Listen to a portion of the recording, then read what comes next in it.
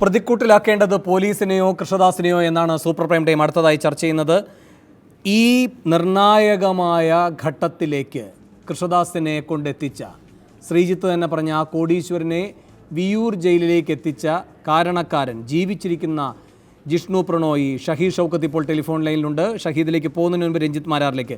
രഞ്ജിത്ത്, ഞാൻ ചെറിയ ചോദ്യങ്ങൾ ചോദിക്കും, എനിക്ക് ചെറിയ മറുപടിയും തരണം, സമയക്കുറവുള്ളതുകൊണ്ട്. ഒന്ന്, അങ്ങ് പറയുകയുണ്ടായി ജാമ്യാപേക്ഷ കൊടുത്തിട്ടുണ്ടായിരുന്നു, അത് പരിഗണിക്കാതെ പോലീസ് നോൺ ബെയിലബിൾ ആയിട്ടുള്ള വകുപ്പുകൾ ചുമത്തി അറസ്റ്റ് രേഖപ്പെടുത്തിയെന്ന്. പക്ഷേ അന്വേഷണ ഉദ്യോഗസ്ഥൻ പറഞ്ഞിരിക്കുന്നത് അങ്ങനെ ഒരു വാർത്ത രേഖാമൂലം കിട്ടിയിട്ടില്ല, മാധ്യമങ്ങളിലൂടെ അറിയാൻ കഴിഞ്ഞിട്ടില്ല. അപ്പോൾ എൻ്റെ മുന്നിൽ അങ്ങനെ ഒരു വിവരമില്ല, എന്നെ അറിയിച്ചിട്ടുമില്ല.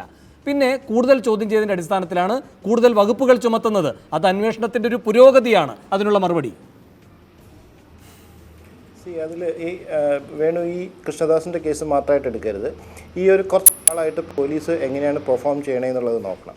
ഈ കുറച്ച് നാളായിട്ട് പോലീസ് ചെയ്യുന്നത് എങ്ങനെയാണ്? കോടതിയിൽ കൊണ്ടുവന്ന അക്യൂസിനെ, സറണ്ടർ ചെയ്യാൻ നിൽക്കുന്ന അക്യൂസിനെ എടുത്തുകൊണ്ട് പോകണം. അതുപോലെ അവർക്ക് എവിഡൻസ് ക്രിയേറ്റ് ചെയ്യാൻ അല്ലെങ്കിൽ കണ്ടുപിടിക്കാൻ പറ്റാത്ത കേസുകളിൽ അഭിഭാഷകനെ പ്രതിയാക്കുന്നു. പിന്നെ ഇപ്പോൾ ലീഗൽ ഓഫീസർ അടക്കം, അവരൊക്കെ കൂടെ നിന്നിട്ടാണല്ലോ അടിച്ചു എന്ന് പറയുന്നത്, ആ ലീഗൽ ഓഫീസർ അടക്കം ഉള്ളവരെ അറസ്റ്റ് ചെയ്തുകൊണ്ട് പോകണം. ഇതേപോലെ ഇഷ്യൂസിൽ, ഞാനിപ്പോൾ കൃഷ്ണദാസിൻ്റെ കേസ് മാത്രമല്ല പറയുന്നത്, ജിഷ്ണുവിൻ്റെ കേസ് മാത്രമല്ല പറയുന്നത്, ഇതേപോലെയുള്ള കേസിൽ പോലീസിന് പെർഫോം ചെയ്യാൻ പറ്റുന്നില്ല. ഒരു ജനറലൈസ് ചെയ്താൽ നമുക്ക് അങ്ങനെ വാദിച്ചുകൊണ്ടിരിക്കാം. അഡ്വക്കേറ്റ് രഞ്ജിത്ത് മാരാർ, എനിക്ക് ഈ വിഷയത്തിലുള്ള മറുപടി തരണം സാർ. ഇതിൽ സംഭവിച്ചിരിക്കുന്നത് എന്താണ്? He has been served with a notice. അതെല്ലാം ബെയിലബിൾ ഒഫൻസസ് ആണ്. അദ്ദേഹം എന്താ പറയുക, ഇൻവെസ്റ്റിഗേഷൻ്റെ ഭാഗമായിട്ട് അദ്ദേഹം ചോദ്യം ചെയ്യാൻ വേണ്ടി ചെന്നു. അദ്ദേഹം അതിനെ ഞാൻ സറണ്ടർ ചെയ്യണമെന്നുള്ള നിലയ്ക്ക് തന്നെയാണ് ചെല്ലുന്നത്. ഈ ബെയിൽ എന്ന് പറയുന്നത് നിങ്ങൾ ശിക്ഷിച്ചിട്ട് അകത്തേക്ക് ഇടുന്ന ഒരു സാധനമൊന്നുമല്ല. അപ്പോൾ ഇൻവെസ്റ്റിഗേഷനിൽ സഹകരിക്കുന്ന ഒരാളെ വീണ്ടും അറസ്റ്റ് ചെയ്ത് കോടീശ്വരനെ കൊണ്ടുപോയി ജയിലിലിട്ടു എന്നുള്ള ചർച്ചയ്ക്ക് വേണ്ടിയിട്ടാണ് നമ്മൾ ചെയ്യുന്നതെന്നുണ്ടെങ്കിൽ അത് അവിടെയാണ് ആഭ്യന്തര വകുപ്പ് ഫെയിൽ ആവുന്നത്. ഒരു കാര്യമുണ്ട് രഞ്ജിത്ത് മാരാർ, ഷഹീദ് ഷൗക്കത്ത് ഈ പറയുന്ന 154 മൊഴിയുണ്ട്, 164 മൊഴിയുണ്ട്, ഇതെല്ലാം ഒന്ന് തന്നെയാണ്. പക്ഷേ ഇതിനെ സമീപിച്ച രീതിയാണ് വ്യത്യസ്തത ഉള്ളത്. നിക്ഷിപ്ത താല്പര്യങ്ങളോടെ പഴയന്നൂർ പോലീസ് അതിനെ സമീപിച്ചപ്പോൾ ബെയിലബിൾ ആയിട്ടുള്ള ഒഫൻസുകൾ മാത്രമല്ല, ആ പഴയന്നൂർ പോലീസ് ഉണ്ടല്ലോ രഞ്ജിത്ത് മാരാർ, ഇതിൻ്റെ രേഖകൾ ബന്ദോബസ്ത് ആക്കണമല്ലോ, അതുപോലും ചെയ്തിട്ടില്ല. ഇതിൻ്റെ രേഖകൾ പിടിച്ചെടുക്കുക, ഈ അവിടെ നിന്ന് ഈ ഒരു മിനിറ്റ്, ആ കോളേജിൽ നിന്ന് നിർബന്ധപൂർവ്വം ഷഹീദിൻ്റെ മെയിൽ ഓപ്പൺ ചെയ്യുന്നു. മെയിൽ ഓപ്പൺ ചെയ്ത് അതിലൂടെ ഈ പരാതി പിൻവലിക്കുന്നതിനുള്ള നടപടികളിലേക്ക് പോകുന്നു. മുഖ്യമന്ത്രിയുടെ ഗ്രീവൻസ് സെല്ലിലേക്ക് അയച്ച പരാതിയിലേക്ക് അത് പിൻവലിക്കുന്ന നിലയിലുള്ള നടപടികളിലേക്ക് പോകുന്നു. ഇതെല്ലാം സംഭവിച്ചിട്ടുണ്ട്. ഈ രേഖകളെല്ലാം ഏറ്റെടുക്കുക എന്ന് പറയുന്നൊരു കാര്യമുണ്ടല്ലോ, അതിലേക്കൊന്നും പോയിട്ടില്ല പഴയന്നൂർ പോലീസ്. അപ്പോൾ സ്വാഭാവികമായും ഒന്നും ചെയ്യാത്ത ആളുകൾക്ക് ബെയിലബിൾ ആയിട്ടുള്ള വകുപ്പുകളും ചുമത്തി അങ്ങനെ നിൽക്കാൻ കഴിയും. കാരണം എപ്പോഴും ഹൈക്കോടതിയിൽ പോയി കൃഷ്ണദാസിന് ജയിക്കാൻ കഴിയുമല്ലോ. അതിനെയാണോ നാം ഏറ്റവും വലിയ നീതി നിർവഹണമായി കാണേണ്ടത്? അതിനെ കണ്ടുകൊണ്ടാണോ നാം പറയേണ്ടത് കോടീശ്വരനെ വിയൂർ ജയിലിലിട്ട കഥ മാത്രമാണിത് എന്ന്? ഇതിൽ നിങ്ങൾ ജനറലൈസേഷൻ പാടില്ല എന്ന് പറയരുത്. കാരണം ഇതിൽ ജനറലൈസേഷൻ നിർബന്ധമായിട്ടും വരും. കാരണം ഇന്നത്തെ അവസ്ഥയിൽ ആഭ്യന്തര വകുപ്പ് ചെയ്യുന്നതെന്ന് പറഞ്ഞു കഴിഞ്ഞാൽ ടോട്ടൽ മിസ്മാനേജ്മെൻ്റ് ആണ് കേരളത്തിൽ കണ്ടുകൊണ്ടിരിക്കുന്നത്. There is no law and order which is happening in Kerala. ഇത് ഇവരുടെ തോന്നിവാസം കാണിക്കാൻ വേണ്ടി ഇൻവെസ്റ്റിഗേഷൻ പല രീതിയിൽ ഉപയോഗിക്കുന്നു. ഇവർക്ക് ഒരു എന്താ പറയുക, ഇന്നൊരു പബ്ലിക് ഇമേജ് ഉണ്ടാക്കിയെടുക്കേണ്ടത് ആവശ്യമായത് കൊണ്ടിട്ടാണ് പുതിയ രീതിയിലുള്ള കേസുകൾ ബിൽഡപ്പ് ചെയ്യുന്നത്, പുതിയ രീതിയിലുള്ള നോൺ ബെയിലബിൾ ഒഫൻസസ് ബിൽഡപ്പ് ചെയ്യുന്നത്. ഈ പബ്ലിക് ഇമേജ് ലോസ്റ്റ് ചെയ്ത ഒരു ഹോം മിനിസ്ട്രിയാണ് നമ്മുടെ മുമ്പിലുള്ളത്. അനാഥമായി കിടക്കുന്ന ഒരു ആഭ്യന്തര ആദ്യം മനസ്സിലാക്കേണ്ടത് ഈ ഷൗക്കത്തിന് ഭയമായിരുന്നു. ഷഹീദ് ഷൗക്കത്തിന് ഭയമായിരുന്നു. പോലീസിനെ പഴിക്കാം, പക്ഷെ ഈ കേസിൽ വന്നാൽ ഇല്ല. ഒരു നിമിഷം, ഷഹീദ് ഷൗക്കത്തിന് ഭയമായിരുന്നു സർ. ഞാൻ പറയുന്നത് കേൾക്കണില്ല വേണു. ഇല്ല, അങ്ങ് ജനറലൈസ് ചെയ്യാണ്. വേണു, ഇതിൽ ജനറലൈസേഷൻ്റെ ഒരു ഇഷ്യൂ ഇല്ല. ഇതൊരു കേസ് നിങ്ങൾ കാണുമ്പോഴത്തേക്കും ഇപ്പോൾ എന്തിനു വേണ്ടിയിട്ടാണ് നിങ്ങൾ ബെയിൽ ഡിനൈ ചെയ്യുന്നത്? നമുക്ക് കൃഷ്ണദാസിൻ്റെ മാത്രം കേസ് പറയാം. കൃഷ്ണദാസ് ആസ് ഓൺ ടുഡേ ഒരു കൺവിക്റ്റ് അല്ല. ഇന്ന് ബെയിൽ എന്തിനാണ് ഡിനൈ ചെയ്യുന്നത്? ബെയിലിൻ്റെ ആവശ്യം എന്താണ്? ഒരു ഇൻവെസ്റ്റിഗേഷൻ നടക്കാൻ വേണ്ടിയിട്ട്, അതിന് ഫൈനൽ റിപ്പോർട്ടിലേക്ക് എത്തിക്കാൻ വേണ്ടിയിട്ട് ഇൻവെസ്റ്റിഗേഷൻ നടക്കണം. അക്യൂസ്ഡ് നിങ്ങളുടെ കൂടെ സഹകരിച്ച് പോകുന്ന ഒരു നിങ്ങൾ ചെയ്യാൻ ഉദ്ദേശിക്കുന്നത് പ്രശ്നം ഇയാൾ ഈ രൂപത്തിൽ നിൽക്കുകയാണെങ്കിൽ ഒരു ഒറ്റ കുട്ടി എതിർത്തൊന്നും സംസാരിക്കില്ല. എതിർത്തൊന്നും പറയില്ല അഡ്വക്കേറ്റ് രഞ്ജിത്ത് മാരാർ. ഞാനൊരു കണക്ക് പറയാം അഡ്വക്കേറ്റ് രഞ്ജിത്ത് മാരാർ. കഴിഞ്ഞ വർഷം ഈ കൃഷ്ണദാസിന്റെ കോളേജിൽ ഫൈൻ മാത്രമായി കിട്ടിയ വരുമാനം എത്രയാണെന്ന് അറിയാമോ? 64 കോടി. 64 കോടി രൂപ 64 കോടി രൂപ ഫൈനായി ഒരു ക്ഷമിക്കണം 45 കോടി 45 കോടി രൂപയാണ് കഴിഞ്ഞ വർഷം ഈ കോളേജിന് ഫൈൻ ഇനത്തിൽ മാത്രം കിട്ടിയത്. എന്നാണ് ഫൈൻ അടിച്ചേൽപ്പിക്കുന്നതിന്റെ കാരണം? ഒന്നുകിൽ താടി വളർത്തി, ഒന്നുകിൽ ഷൂ പോളിഷ് ചെയ്തപ്പോൾ ശരിയായില്ല. 45 കോടിയാണ് ഇങ്ങനെ ഉണ്ടാക്കിയത്.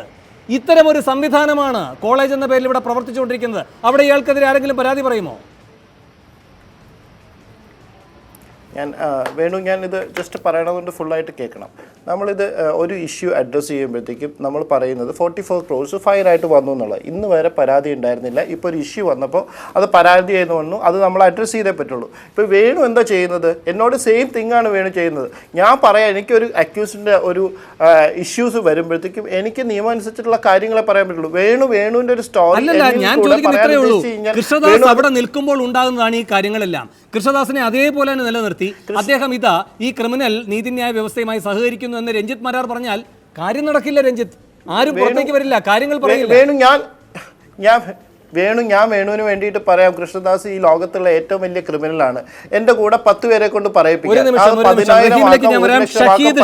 ടെലിഫോൺ ലൈനിൽ ഞാൻ വരാം. ഷഹീദ്, അങ്ങേ പറ്റി പറയുന്ന ഒരു വിഷയം 3/1. ഷഹീദിന് കേൾക്കാമോ? പറയൂ. 3/1/2017 ഷഹീദ് ഉപദ്രവിക്കപ്പെടുന്നത്, ശരിയല്ലേ? അതെ. പക്ഷെ 27/2/2017 മൊഴി കൊടുത്തത്. പ്രതിഭാഗത്തിന്റെ ആക്ഷേപം എന്ന് പറയുന്നത് നിങ്ങൾ മുഖ്യമന്ത്രിക്ക് പോലും പരാതി കൊടുത്തു, എന്നിട്ടും പോലീസിനോട് പരാതി പറയാതിരുന്നത് ഭയം കൊണ്ടാണ് എന്ന് കരുതാൻ കഴിയില്ല, നിങ്ങൾക്ക് പ്രത്യേക താല്പര്യമാണെന്നാണ് മറുപടി. ഓക്കെ, ഫസ്റ്റ് ഓഫ് ഓൾ മുഖ്യമന്ത്രിക്ക് ഞാൻ പരാതി കൊടുക്കുന്നത് അത് പബ്ലിക്കായി വിളിച്ചു പറഞ്ഞത് കൊടുക്കണമല്ല. ഞാൻ അന്ന് കൊടുക്കുമ്പോൾ അത്രയും പേടിച്ചിട്ടാണ്. പക്ഷേ മുഖ്യമന്ത്രിക്ക് ഡയറക്റ്റ് കൊടുത്തു കഴിഞ്ഞാൽ എന്തെങ്കിലും തരത്തിലുള്ള ഒരു അന്വേഷണം വരും എന്നുള്ള അറിഞ്ഞിട്ടാണ് കൊടുക്കുന്നത്. ഇവിടെ ഇപ്പൊ പോലീസ് കേസ് ഞാൻ കൊടുത്തു എന്ന് പറഞ്ഞ സ്റ്റേഷനിൽ ഇറങ്ങുമ്പോഴേക്കും ഫുൾ ഫ്ലാഷ് ആയിട്ടും പല രീതിയിൽക്കും അത് വന്നിട്ടുണ്ട്. അവിടെ ഞാൻ ആ കേസ് കൊടുത്ത കാര്യം പറഞ്ഞു 27-ാം തീയതി ഞാൻ പറഞ്ഞിട്ടുള്ളതാണ്. 27-ാം തീയതി കൊടുത്ത കേസ് 28-നും വന്നിട്ടില്ല, 1, 2, 3 ആയിട്ടും അത് ഓൺലൈനിൽ പോലും വന്നിട്ടില്ല. അത് പൂറ്റി വെച്ചു എന്നുള്ള ഞാൻ അറിയുന്നത്. എന്നിട്ടാണ് അത് പിന്നെ പുറത്തേക്ക് വരുന്നത്. ഈ ഭയത്തിന്റെ കാര്യം പറഞ്ഞു. ഈ ഭയം അതിന്റെ മുമ്പ് എന്തുകൊണ്ടാണ് ഇത്ര വൈകിയതെന്ന് 3/1 ഞാൻ ഇത് സംഭവിച്ചത്. അത് കഴിഞ്ഞ് ജിഷ്ണുവിന്റെ കേസ് വന്നു. ഈ സംഭവത്തിൽ ഞങ്ങൾ ഇപ്പോഴും അവിടെ പഠിക്കുന്ന ഒരുപാട് കുട്ടികൾക്ക് പ്രതികരിക്കണമെന്നുണ്ട്. പക്ഷെ അവരുടെ സർട്ടിഫിക്കറ്റ്, അവരുടെ ഭാവി വീട്ടുകാർ പേടിപ്പിച്ചിട്ടുള്ള ഇരിക്കൊണ്ട് മാത്രമാണ് അവർ മിണ്ടാണ്ടിരിക്കുന്നത്. അല്ലാണ്ട് ഒരിക്കലും അവർക്ക് പറയാനൊന്നും ഇല്ലാണ്ടതല്ല. അവിടെ ഇപ്പൊ എന്റെ സർട്ടിഫിക്കറ്റ് ഞങ്ങൾ പോയി അവിടെ ട്രാൻസ്ഫറിന് അപേക്ഷിച്ചിട്ട് ഞങ്ങൾക്ക് അത് തരാന്നുള്ള രീതിയിൽ വിളിച്ചു കൊടുന്ന് ഞങ്ങൾക്കത് TC ഡിസ്കണ്ടിന്യൂഡ് എഴുതിയിട്ടാണ് തന്നത്. അങ്ങനെ വന്ന് ഞാൻ എന്താ ചെയ്ത് വെച്ചാല് ഫസ്റ്റ് ഏഷ്യനെറ്റിലാണ് സംഭവം വരുന്നത്. അത് കഴിഞ്ഞിട്ട് ഞാൻ അതിന്റെ വെരി നെക്സ്റ്റ് ഡേ ഒരു 164 മജിസ്ട്രേറ്റിന് മുമ്പിൽ തൃശ്ശൂർ കൊടുത്തിരുന്നു. അത് ഞാൻ ജിഷ്ണു കേസിന് ബന്ധമായിട്ടാണ് കൊടുത്തത്. അപ്പോ താൽക്കാലികമായിട്ട് ഞാൻ അവിടെ ഒന്ന് വെയിറ്റ് ചെയ്തു.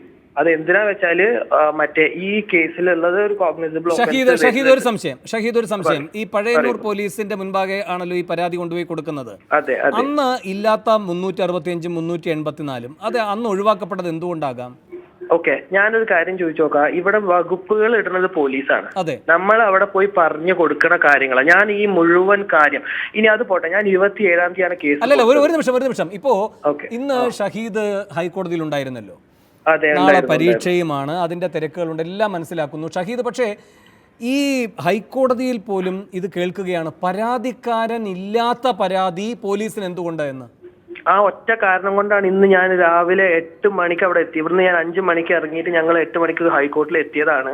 അവിടെ ലോയറിനെ കണ്ട് സംസാരിച്ച് ഈ ഒരൊറ്റ കാര്യം കൊണ്ട് പരാതി ഇല്ലാന്ന് എനിക്ക് പരാതി ഇല്ലാന്ന് എങ്ങനെ അവരവിടെ പറയും?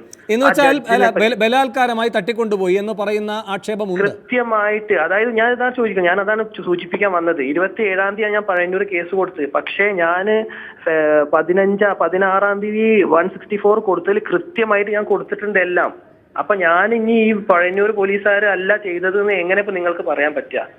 അതായത് ഞാൻ അന്ന് പറഞ്ഞ കാര്യമാണ് ഇവിടെ പറഞ്ഞത്. പക്ഷെ അന്ന് ആ പോലീസുകാർ അത് എഴുതിയെടുത്ത് അവരിടുന്നത് ഇത്ര വകുപ്പ്.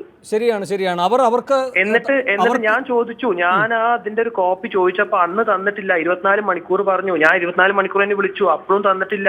പിന്നെ പിറ്റേ ദിവസം പോയി ഞാൻ അങ്ങനെ ASP മാഡത്തിനെ കോൺടാക്ട് ചെയ്തിട്ടാണ് ഇത് പിന്നെ അതിനനുസരിച്ചിട്ട് ഈ കേസ് അടക്കം പുറത്തേക്ക് വരുന്നത്. ഷഹീർ, ഒരു സംശയം ചോദിച്ചോട്ടെ. ഇപ്പോ ഫ്രാൻസിസ് ഷെൽബി എന്ന DYSP അല്ലേ, ക്രൈംബ്രാഞ്ച്, അദ്ദേഹം വന്നിരിക്കുന്നു. കിരൺ നാരായണനുണ്ട്, അഡ്വക്കേറ്റ് CP ഉദയഭാനും ഉണ്ട്. അപ്പൊ ഇപ്പൊ കൂടുതൽ വിശ്വാസം തോന്നുന്നു, പ്രതീക്ഷ തോന്നുന്നു.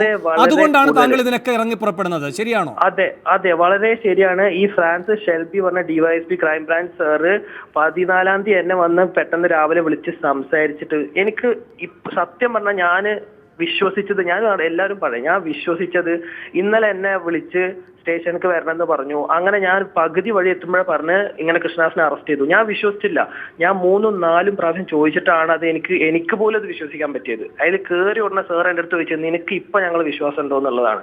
കാരണം അത് എല്ലാവർക്കും ഞങ്ങള് സംഭവം അത്ര കൃത്യമായിട്ട് ആ ഇൻവെസ്റ്റിഗേഷൻ നടന്നു.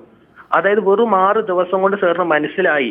യൂണിവേഴ്സിറ്റി പോയി സാറ്. യൂണിവേഴ്സിറ്റി പോയപ്പോൾ അവിടെ ഈ കോളേജിന്റെ പ്രിൻസിപ്പളും ഇവരും വിളിപ്പിച്ചു ഈ എൻക്വയറി. എന്റെ ഈ കേസിന്റെ എൻക്വയറിക്ക് വിളിപ്പിച്ചപ്പോ ഈ കോളേജിന്റെ റെപ്രസെന്റേറ്റീവ് ആയ ആൾക്കാർ യൂണിവേഴ്സിറ്റി സിൻഡിക്കേറ്റ് മെമ്പേഴ്സിന്റെ അടുത്ത് പറഞ്ഞത് എന്താ അറിയോ, നിങ്ങൾ വേണമെങ്കിൽ അഫിലിയേഷൻ കളഞ്ഞോ, നിങ്ങൾക്ക് അതല്ലേ പറ്റുള്ളൂ, നിങ്ങൾ ചെയ്തോ, ബാക്കിയുള്ള ഞങ്ങൾ നോക്കിക്കോളാം എന്നുള്ളത് പറഞ്ഞ് അവർ ഇറങ്ങിപ്പോന്നു. ഞാൻ അവിടെ ഇരിക്കുമ്പോൾ അത്ര ധിക്കാരമായിട്ടാണ് ഈ കോളേജ് മാനേജ്മെന്റും അവരും അവിടെ വർത്താനം പറഞ്ഞത്. എന്നിട്ട് അതുപോലും സാറിന് കേട്ടപ്പോ DYSP സാറിന് മനസ്സിലായി ഇത് എത്രത്തോളം സീരിയസ് ഇഷ്യൂ ആണെന്ന്.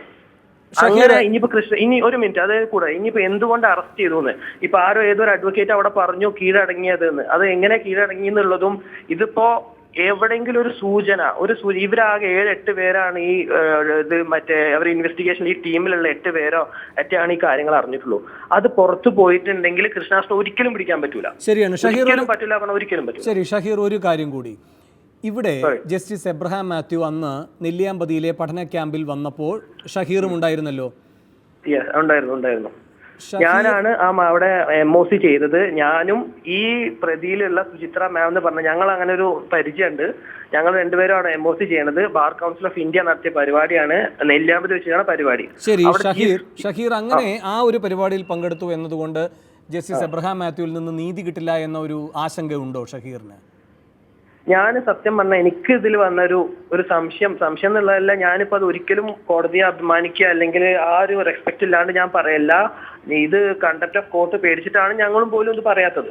എന്നാലും ഞാൻ ജസ്റ്റ് ഒന്ന് പറഞ്ഞു തരാം. എന്താ വെച്ചാല് അന്ന് അവിടെ ഞങ്ങൾ അവിടെ വന്ന എല്ലാവരും കണ്ട ഒരു കാഴ്ച എന്താ വെച്ചാല് ഈ ഒരു ജസ്റ്റിസ് അവിടെ കേറിയിട്ട് അയാള് ഞങ്ങളെ വന്ന് പരിചയപ്പെട്ടതും എന്താ പറഞ്ഞ വെച്ചാല് ഞങ്ങള് മറ്റേ നെഹ്റു കോളേജ് സ്റ്റുഡൻസ് സെബാസ്റ്റിന്റെ കോളേജ് ആണോ സ്റ്റുഡൻസ് ആണോ എന്ന് പറഞ്ഞ് ഞങ്ങളെ പരിചയപ്പെടുന്നത്. അങ്ങനെ സ്റ്റേജിൽ കയറിയ അയാള് ആ വീഡിയോ അടക്കം വന്ന് അവിടെ ആരൊക്കെയോ ഓഫീസിൽ എടുത്തിട്ടുണ്ട്. ആ വീഡിയോയിൽ പറഞ്ഞത് എനിക്ക് വളരെ സന്തോഷമുണ്ട് ഇവിടെ വന്നത്. കാരണം എന്താ വെച്ചാല് എന്റെ ഏറ്റവും വലിയ ഫ്രണ്ട് ഇവിടെ മറ്റേ വന്നിട്ടുണ്ട്, സെബാസ്റ്റ്യനും അയാളുടെ കുട്ടികളും വന്നിട്ടുണ്ട്. എന്നിട്ടാണ് ഞങ്ങളടക്കം നിന്നൊരു ഫോട്ടോ എടുക്കുന്നത്. പക്ഷെ അത് പ്രിൻസിപ്പൽ ആണല്ലോ, പ്രിൻസിപ്പൽ ഇപ്പോഴും പ്രതിപട്ടികയിലുള്ള ഒരാളല്ല. അല്ല, പ്രിൻസിപ്പൽ പ്രതിപട്ടികയിലുള്ള ആളല്ല. ഞാനിപ്പോ പറഞ്ഞത് കൃഷ്ണദാസായിട്ട് അവർ കണക്ഷൻ ഉണ്ടെന്നല്ല, ഇവര് തമ്മിൽ ബന്ധമുണ്ട് അത് ആ ഫോട്ടോയിലുള്ളതും അത്രേ കാണിക്കുന്നുള്ളൂ. ഇതില് വിശ്വാസത്തിന് ഞാൻ പറയുകയാണെങ്കിൽ ഇന്നലെ അത്ര സത്യസന്ധമായി അന്വേഷിച്ചിട്ട് പോലീസ് DYSP ഷെൽബി സാറൊക്കെ വന്നിട്ട് പെട്ടെന്ന് എല്ലാവരും അത്ഭുതപ്പെടുത്തി കോടതിയിൽ നിന്ന് ഒറ്റയടിക്ക് ഇങ്ങനെ ഒരു ഇത് വന്നപ്പോ രൂക്ഷമായി വിമർശനം ഏറ്റുവാങ്ങേണ്ടി വന്നതുകൊണ്ടാണ് ഇപ്പൊ ഞാനടക്കം അവിടെ കോടതിയിൽ പോയി ഒരു ഇംപ്ലീഡ് ചെയ്യാനുള്ളതിലാണ് ഞങ്ങളും പോയത്. ശരി, നല്ല കാര്യം. അതല്ല, ഈ ജഡ്ജിൽ നിന്ന് നീതി കിട്ടുമെന്ന് പ്രതീക്ഷിക്കുന്നുണ്ടോ ഇല്ലയോ? ഇതിലൊക്കെ വിശ്വാസമുണ്ട്. പക്ഷേ ജിഷ്ണു ശ്രീജിത്ത് ഏട്ടൻ പറഞ്ഞതുപോലെ ഞങ്ങളും ബെഞ്ച് മാറ്റണം എന്നുള്ള ഒരു ആഗ്രഹമുണ്ട് ഇതില്. ശരി, ബെഞ്ച് മാറ്റണമെന്ന ആഗ്രഹമുണ്ട്. വളരെ നന്ദി ഷഹീർ. നാളെ പോയി നന്നായി പരീക്ഷ എഴുതൂ. ഈ യുദ്ധം അതിൻ്റെ മുറയിലും നടക്കട്ടെ. വളരെ നന്ദി പ്രതികരിച്ചതിന്. ഞാൻ ഒരു ഇടവേളയിൽ കൂടി പോയി, ഇടവേളയ്ക്ക് ശേഷം വേഗം തിരികെ എത്താം.